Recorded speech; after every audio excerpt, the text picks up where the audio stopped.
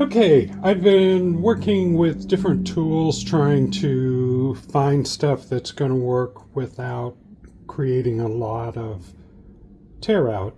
This particular piece has an amazing amount of burl and uh, grain that goes in every which direction. I started using a 60-degree bowl gouge. Um, I used a 3/8, a half inch, and I went up to a 5/8, and was not getting a nice clean cut even with really sharp tools. So instead of going from the outside in, I reversed that and started going from the inside and coming out.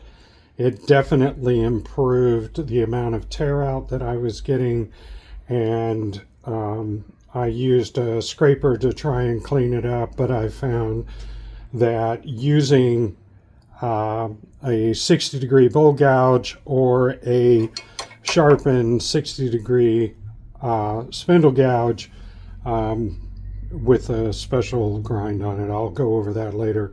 Anyway, coming from the inside to the out, I got a very smooth surface.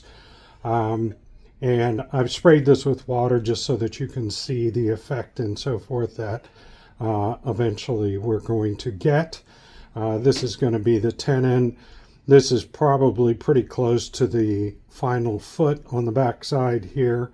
And we've removed about half, I would say, of the thickness of the platter that we began with. And I'm going to be using kind of a scalloped finish on the outside. On the foot, I'm going to use a real thin pattern. I'm going to do very close-knit coves. And on the outside here, I'm going to be using probably around 1/4 of an inch coves in waves that will follow the profile coming out to here. On the front side, I'm going to be using a carving pattern and then a center bowl to set it off with as smooth as I can get it.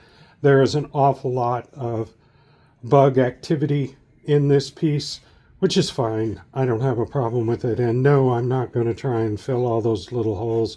I will just smooth it off and put a nice either satin or gloss finish on this. Probably a satin finish just to kind of bring out some of the burl. I think it looks better.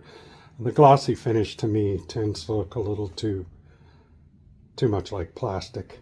Anyway, that's it for today.